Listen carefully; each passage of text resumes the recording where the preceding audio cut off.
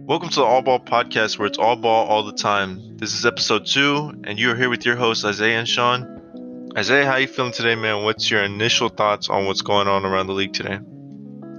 Oh man, glad to be back for another episode, and I'm glad to be a Rockets fan because Jalen Green, Josh Christopher, and Alperen Şengün all have wowed me beyond belief. Starting with Jalen, his shot creating ability has far surpassed what I thought it would be, even despite the fact that he came out of the G League. I wasn't expecting him to come out and look this smooth from three already. Step back threes, coming straight off screens and pulling it.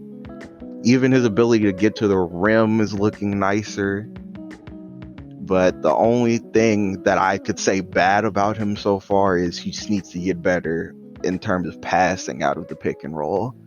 But other than that, Jalen Green has really, really impressed me so far. Yeah, man, I know it's only that was only our third summer league game. Yeah. But I don't want to say he's like the chosen one for the Rockets franchise, but he kind of looks like the chosen one. I'm just saying. I, Uh, I wouldn't say that you're wrong to say that, considering that we played the Pistons and he went straight at Cade Cunningham, making sure to outperform him. That's yeah, that's a winning mentality right there. I think he won the matchup versus Cade. Cade, Oh yes. probably played a lot better on defensively than him, but that's kind of what you expect from Cade because his game's more all around. But Even so, I wouldn't necessarily say he was that much better. Like first, Jalen looked a little bit worse because he was guarding Cade, and Cade is just stronger than him. So, in all of those matchups, it was just kind of unfair. Cade just hit him with the big body and it's over. But in yeah, terms and of like Cade actually guarding, he looked okay, but there are definitely some instances where he got blown by and just couldn't even recover. yeah, I mean, other than the one time Green got crossed over, I don't even think it was that big of a crossover. They kind of just made a, I don't know, they made it seem like it was huge. Like I guess that's like it made it seem like Yeah, Cade kind of won it if you just look at highlights. But yeah. other than Green, Shingun has been really impressing me. I just wish he would be a little more athletic, but his footwork is amazing. His post IQ is incredible. He looks, other than Jalen Green, he's probably the most NBA ready out of all our rookies. Josh Absolutely. Christopher, I I want to think continue he's to still work. speak on Shingun right quick. Okay. But yeah, you're absolutely right in the sense that he seems the most NBA ready. Honestly, I'd say that he's more NBA ready than Green, just slightly. Where Green is obviously more of an NBA ready scorer in terms of getting to his spot and putting the ball in the hoop. But Shingun, his foul drawing ability was probably the most impressive thing that I saw out of him as a rookie. That just goes to show that him playing in the Turkish league, it really does prepare him more for pro play than college or any other area, because his ability to bait defenders into fouls and sort of trick people into doing what he wants them to do to make up for the fact that he's not athletic enough to just get past everybody. Yeah, he's a very mature player. The only issue I had with him was he needs to be a little bit better at finishing at the rim through people.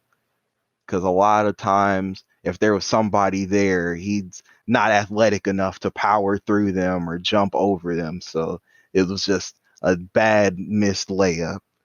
Yeah, I understand where you're coming from. I think that'll just come with time. Like he looks a lot older than he plays and looks a lot older than he is. I mean, all our rookies are 19 years old, so I do expect them to get stronger, more athletic, and just grow their game even more. I mean, that's kind of obvious, but just to remember that they're 19 is kind of crazy.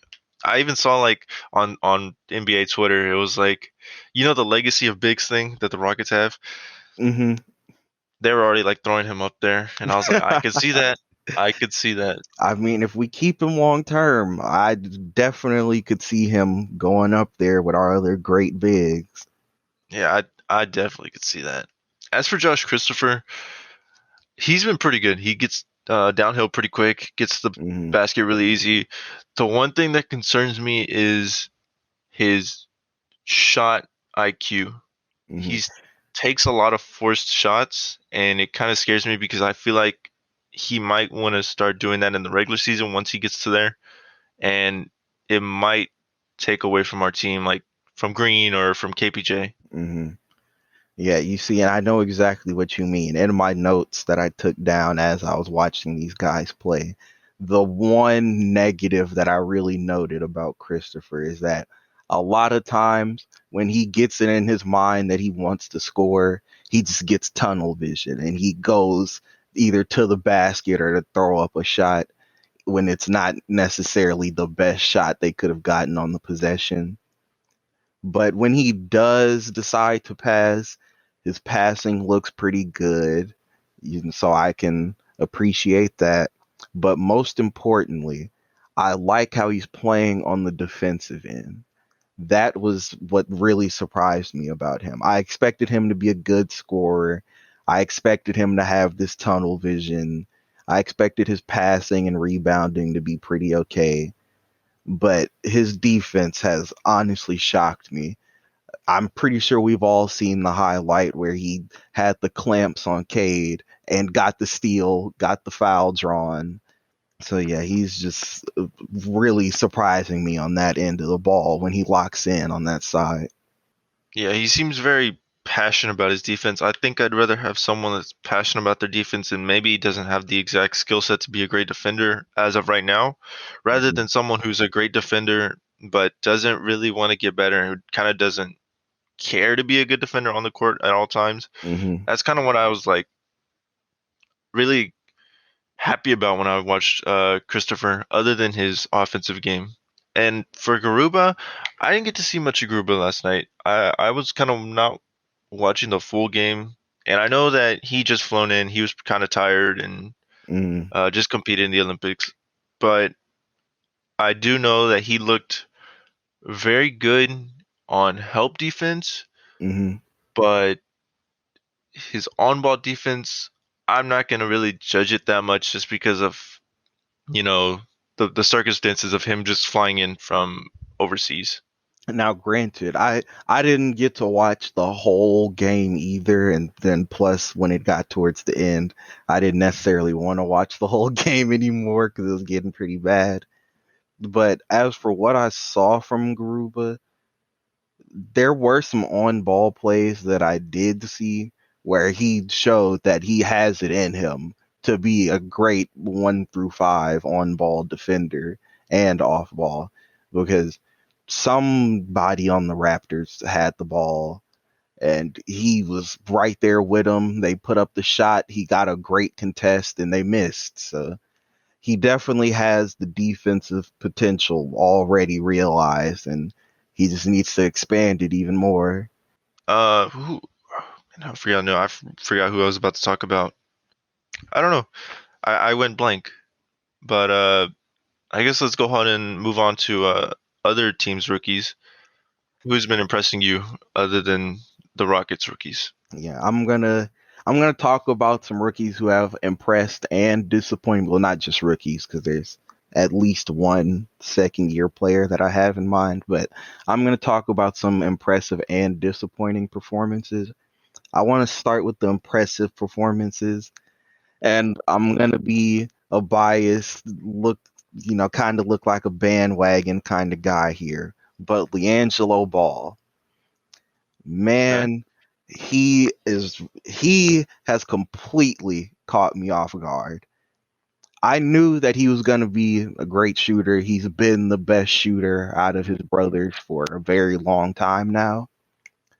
But as I watch the Hornets play, LiAngelo does a lot of things off the ball that go completely unnoticed by most people because it doesn't go into the box score. He's really good at positioning himself for rebounds. He moves without the ball a little bit. He's not a playmaker like his brothers, but he makes the right pass. He doesn't hold on to the ball. Defensively, he's better than I thought. He's a lot more mobile now. In transition, he likes to get back on offense and defense. He's usually the first person on the team back. So yeah, LiAngelo has really impressed me, and I hope the Hornets pick him up for the season. Do you think like I know you say that you hope they do, but do you really think like they're actually going to gonna add him to the roster? Honestly, he seemed like their best player on their summer league roster, so I don't see why they wouldn't. For me, I have two. One Mhm. is I think it's kind of obvious. Jalen Suggs, he's been pretty Okay. great, so I won't talk about too much about him. But the other one that I know some people were pretty high on, and some people were kind of low on in the draft was Sharif Cooper. Obviously, he hmm fell like 30 spots, like further than what people expected him to go. Yeah, I But believe he went in the 40s. yeah, I Yeah. think so in the 40s.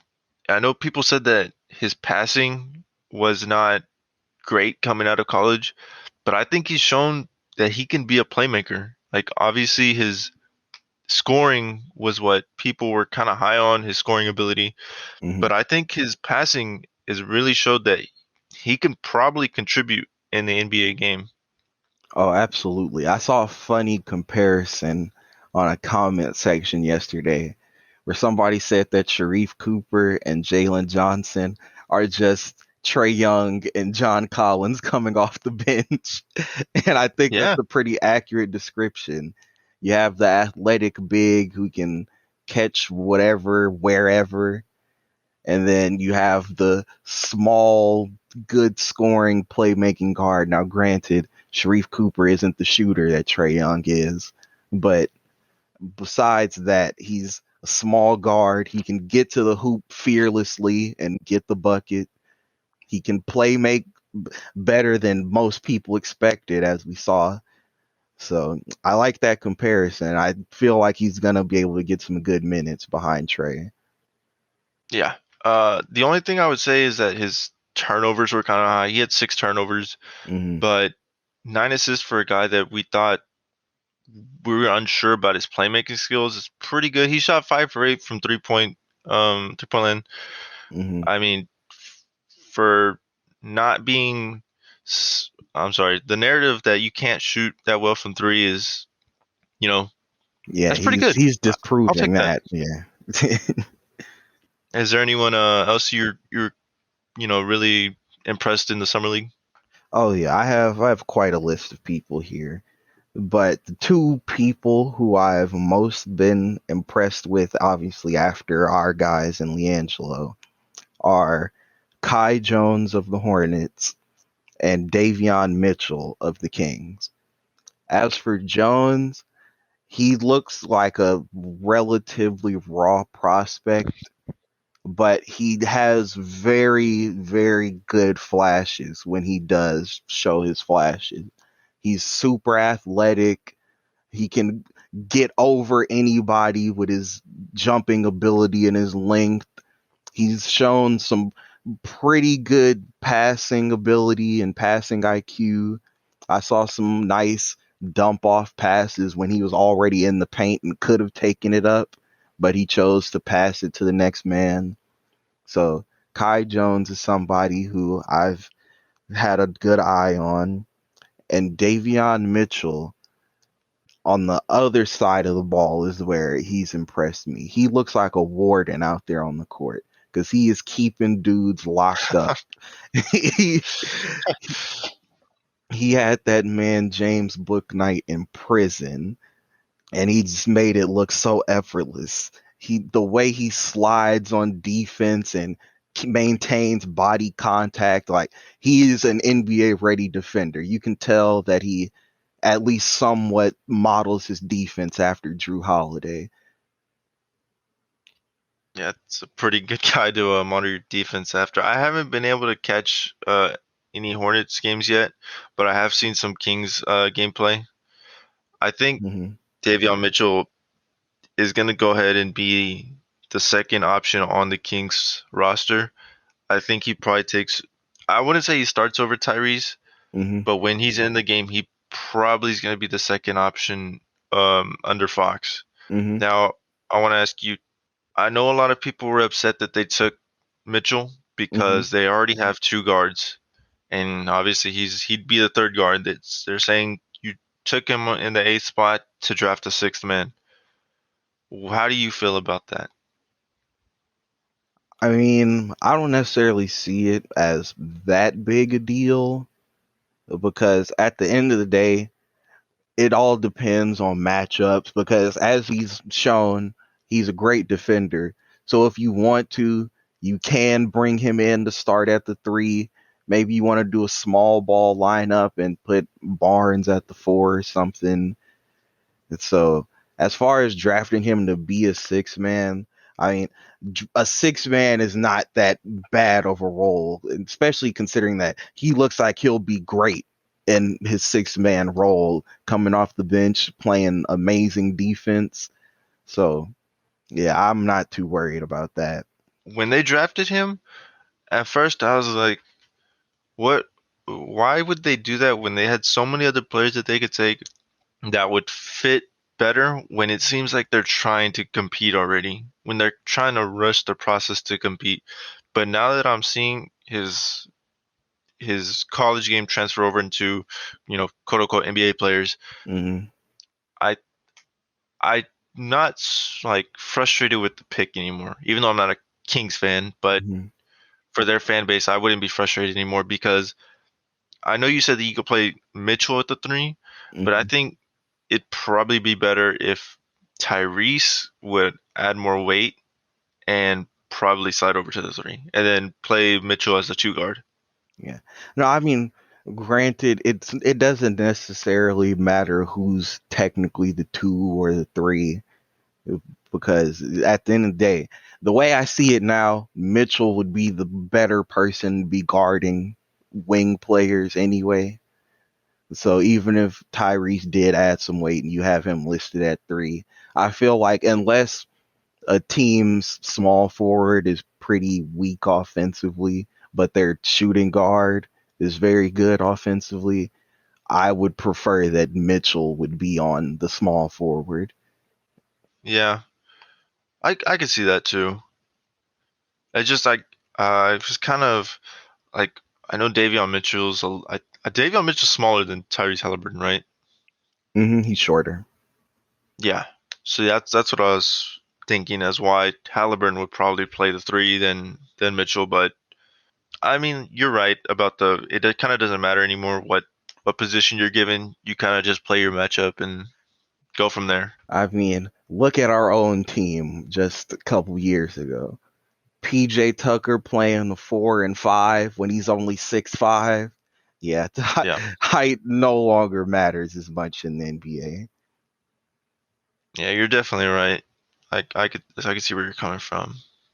So I'm gonna ask you, do you have any hot takes for today? Actually, before we get into the hot takes, I do want to bring up a few of the disappointing performances that I've seen in the summer league. Okay. Number one, a man that I already mentioned, James Booknight. And boy, oh boy, the last name Booknight is so fitting because he was reading me a bedtime story with his performances. His first game was pretty good, but everything after that, he doesn't have good shot IQ. He's out there just kind of forcing shots that he doesn't need to force. He doesn't pass the ball when there's an obviously open man. And just he's been pretty good defensively, but his offensive game has really disappointed me because his tunnel vision is too extreme. When you're passing on completely open men because you want to force a shot when the defender is already for like pressing you too hard to even dribble the ball, yeah, you're doing way too much at that point. Is there anyone else that has disappointed you? Yes. The next one, number 4 pick, Scotty Barnes. His defense has looked good. I'd say his on-ball defense was more so good, and his off-ball defense could use some more work. But offensively, wow, he has been very difficult to watch. I've seen him try to take the ball into the lane with the defender still right up against him and force up a terrible floater. I've seen him just take completely ill-advised mid-range shots. And then by far the worst thing that I saw was last night against us.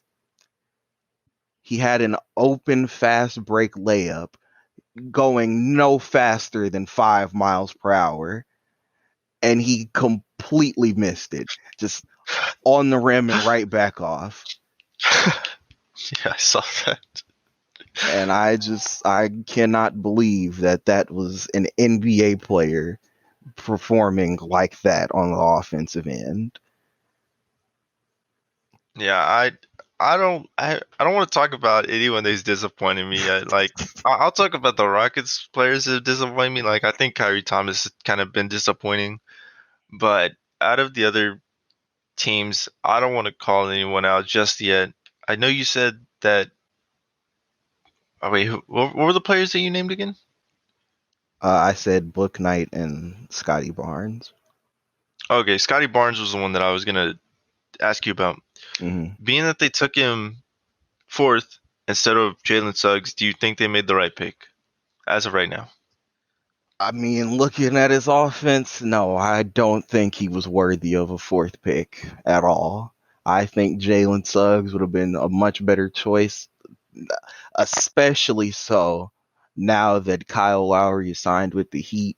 Yeah, they needed that point guard slot a lot more than they needed another defensive wing who struggles on offense like OG Anunoby used to when they first drafted him. And you said that he forces up shots and gets to the basket and forces up shots there and takes ill-advised mid-rangers. Does that remind you of anyone that's recently played in Houston and is now a Laker? I'm not gonna call out anybody. Let's not even get into that situation because that gives me PTSD as a Rockets fan. Back to those summer the bubble games. Oh man, the bubble was a really tough time, and even beyond as a Rockets fan, as a basketball fan, so many guys just looked rusty and out of it. Especially this certain Rockets player who's now a Laker. Yeah, he looked really out of it. But yeah, anyway, Yeah. yeah, hot takes. Yeah, hot takes. All right. Uh, you want to go first, or I can go ahead and give mine first? I'll go ahead and just get mine out the way. It's a All pretty right. simple hot take. I do not believe that Isaiah Thomas should be in the league. Really? Yes. Why? And it's because when you look at his time in the league when he was at his peak, his prime, those Celtics days, it was so easy to have him so highly rated as a player because his offensive game was so elite that it completely negated the fact that he was practically nothing on the defensive end. Like they were out there playing 5-on-4 defense on the other side. So, Now he's struggling with injuries and he's lost mobility. So, first of all, that already makes him an even worse defender than he already was, which is saying a lot because he was already the worst defender in the league. But past that, it also has hindered his offensive game more and has reduced his ability to be effective on that side. Now, I'm not saying he's completely useless, but he can't contribute at a high enough offensive level anymore for me to justifiably consider him worth having out there, considering his defensive uselessness too. So even if you think maybe he signs like a minimum deal and he comes off as probably the second guard off the bench, and you don't think he can contribute in some way, even as like a little bit offensively, and then maybe mentor another young guard? I'm not saying he can't contribute. I'm just saying his offensive contribution is no longer worth his lack of defensive contribution. I get you. I get you. I get you. Yeah, he's so you're saying his what they would get from him on offense isn't worth what they're not gonna get from on defense, what they're gonna suffer on Exactly. defense. Okay, Exactly. I can see where you're coming from. Yeah, because I don't know. I feel like you kind of have to have five good defenders on the floor at all times now. Like with how much scoring has improved from like the last couple of years, you kind of need five good defenders. And even if you don't have five good defenders, you need to have at least respectable defenders out there. They don't need to be the best at all positions or they don't need to be the most versatile, but it's really hard to have guys out there now who just completely cannot keep somebody in front of them on the defensive end. Yeah, like Trae Young. Yes, he's elite on offense, but if I was coaching the other team, I would literally pick and roll to get him to be the on-ball defender every single time. To wear him out, not only on defense, but also to just exploit him defensively because he can't hold his own. Hmm. And then I, Trae Young is the perfect comparison to prime Isaiah Thomas. Trae Young right now, he contributes so much offensively that it can sort of negate the fact that he's not very good on the defensive end. Now, I will give him his credit. He's becoming a little bit of a pesky defender where he'll reach in on guys who are in the post or guys who are driving in. So he's sort of getting that implemented into his game. So I can give him a little bit of credit on the defensive end there. But yeah, in terms of on the ball, he's not stopping very many people, except for Ben Simmons.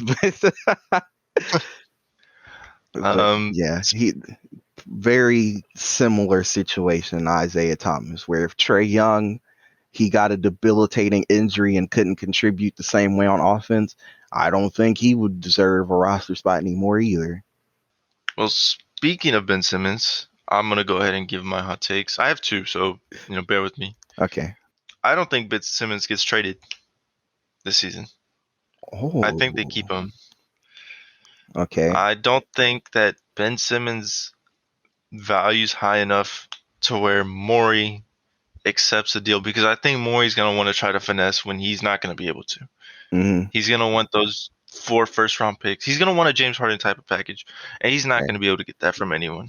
Mm-hmm. And I think Morey, being stubborn, is not going to want to take a package that's less than what he thinks Simmons is, when in reality, that's what he really is because he can't shoot. He's a defender. That's his a defending playmaker. That's his build. Yeah, he's a Um, 6'10" regular season Rondo. regular season. Okay. Um, the other hot take that I have is the Mavericks don't make the playoffs. I Okay. don't see the Mavericks making the playoffs because they did nothing to improve their roster. Yes, they brought Tim Hardaway Jr. back, Mm-hmm. but other than that, they still have Porzingis. I don't think Porzingis is a good second best player on your team. He could be a third, but they really needed to go out there and get another good star player next to Luka to really push to even try to make a deep run in the playoffs. And I don't see that happening with only Luka and Porzingis. Okay. Okay. So I'll address your first hot take first. I can see how Ben Simmons wouldn't get traded because of Morey's stubbornness. And yeah, I think it would require him to settle too much because there just aren't enough teams who value, or really, as of right now, there aren't any teams who value Ben Simmons the way that Morey does at the moment. So I don't say that he doesn't get traded this season, but I don't think he gets traded this off season. He might get traded mid season after his values shoots back up because he's actually good in the regular season. Hmm. So then at that point teams will probably be more likely to add some more valuable pieces into a trade for him. Do you think, like right now, can you build a realistic trade package just off the top of your head, like with any team? Doesn't matter. Okay. Considering that he is an all-star caliber player, he's a defensive player of the year caliber player.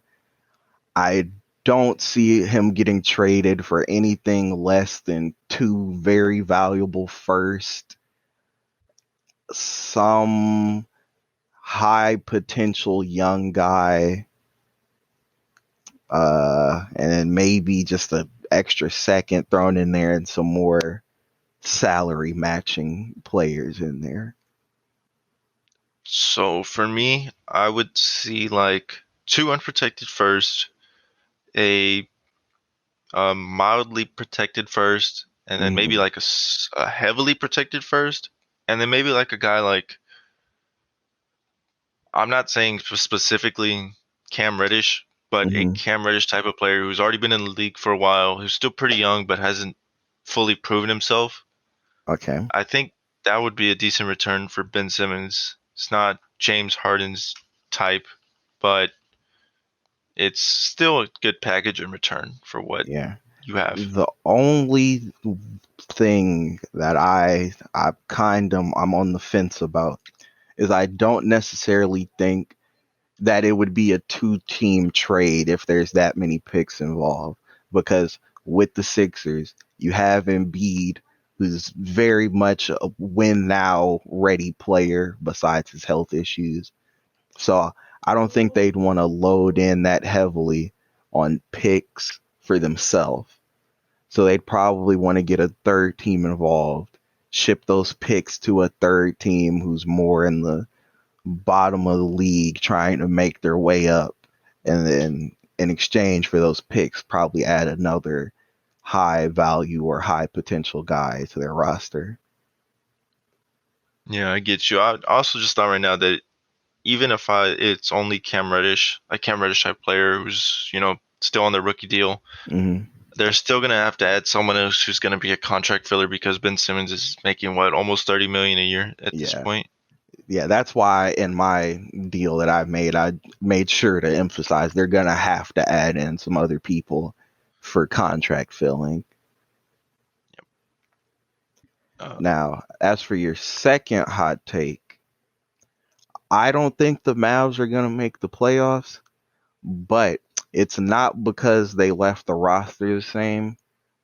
It's actually because I don't believe in Jason Kidd as a head coach.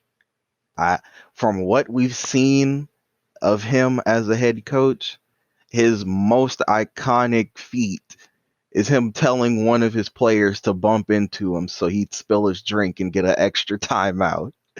So I, I'm not sure how well that's going to actually translate to winning in the Western Conference, but it might win him one extra game if he comes up with another big brain play like that. so I know you don't like Jason Kidd as a head coach. Who Mhm. would you have chosen to be the head coach for the Mavericks? Honestly, I really don't know who they could have gotten because Luca's brand of basketball, it doesn't even necessarily need to be coached that much. But the thing about Jason Kidd, is that from the time that I'm most familiar with him coaching Giannis, I don't like the way that he coaches like guys with high potential and high talent like that. Because he kind of helped Giannis's game develop to what it is now, but he also stunted some of his potential for what he could have been. And that I'm also not sure what he's going to do about Porzingis, because Rick Carlisle is known for having coached a very talented power forward to a championship, and he couldn't even find something to do with Porzingis. So I definitely don't expect Jason Kidd to know what to do with Porzingis. I mean, I get where you're coming from. Like, I wouldn't even start to compare Dirk with Porzingis, but I see what you mean. Yeah, I get what you mean. Yeah, absolutely not. No, not even close. Yeah, that's I